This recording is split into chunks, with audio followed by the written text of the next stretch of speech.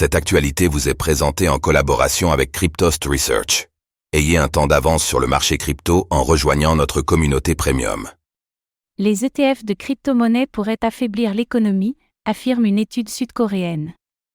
L'Institut de la finance coréenne met en garde contre les ETF de crypto-monnaies, soulignant leur potentiel à déstabiliser l'économie locale. Quels sont ces arguments ?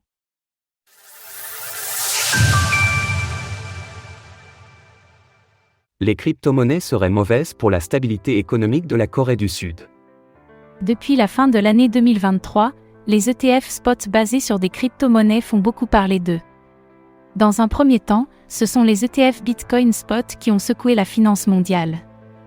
Approuvés au mois de janvier 2024 par la Security and Exchange Commission, SEC, des États-Unis, ces produits ont déjà enregistré plus de 300 milliards de dollars de volume. Ensuite, l'attention s'est tournée vers Ethereum, la deuxième crypto-monnaie du marché. Alors qu'un débat faisait rage concernant la classification de l'Ether, ETH, en tant que titre financier, security, ou valeur marchande, commodity, les ETF Ethereum Spot ont finalement été approuvés le mois dernier et devraient être lancés courant du mois de juillet 2024. Enfin, certaines rumeurs concernant des ETF Spot sur d'autres crypto-monnaies circulent sur la toile, mais rien de très concret n'a encore été confirmé. Pour en savoir plus sur ce que sont les ETF, découvrez notre article détaillé. L'Institut de la finance coréenne a récemment publié un rapport sur les ETF basés sur les crypto-monnaies, avançant que ces nouveaux produits financiers pourraient affaiblir la stabilité financière du pays. Le rapport précise: autoriser de tels produits peut entraîner des effets secondaires tels qu'une inefficacité accrue dans l'allocation des ressources, une exposition accrue aux risques liés aux crypto-monnaies sur le marché financier et un affaiblissement de la stabilité financière. En bref, le rapport souligne 4 risques principaux liés aux crypto-monnaies. Premièrement, elles pourraient détourner des fonds de l'économie sud-coréenne vers les actifs numériques.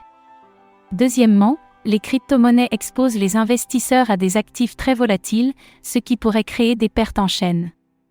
Troisièmement, l'introduction de produits financiers basés sur les crypto-monnaies pourrait faire diminuer la confiance de la population envers le système financier.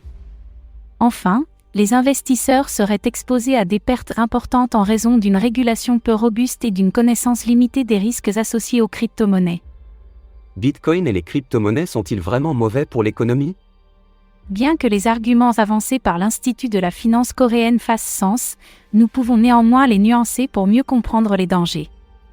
Premièrement, les investisseurs pourraient effectivement choisir d'allouer leurs fonds à Bitcoin plutôt qu'à un investissement dans une entreprise locale.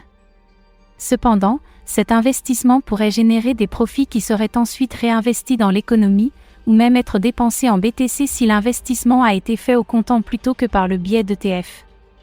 Deuxièmement, le risque de volatilité touche tous les investisseurs sur le marché des crypto-monnaies.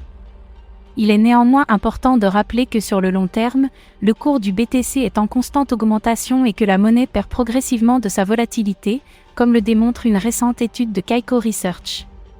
À lire également dans l'actualité ETF Ethereum Spot, la guerre est lancée. Quels seront leurs frais ? Ensuite, la perte de confiance envers les institutions financières est un risque réel pour le système monétaire. À de nombreuses reprises dans l'histoire, la perte de confiance en une monnaie a créé de l'hyperinflation. À cet argument, nous pourrions répondre que c'est justement la perte de confiance envers le système monétaire qui a mené à la création de Bitcoin. Enfin, les risques liés à une mauvaise régulation sont encore très présents aujourd'hui. C'est pour cette raison qu'il est toujours plus sûr de prendre custodie de ces crypto-monnaies en les retirant des plateformes d'échange centralisées. Retrouvez toutes les actualités crypto sur le site cryptost.fr.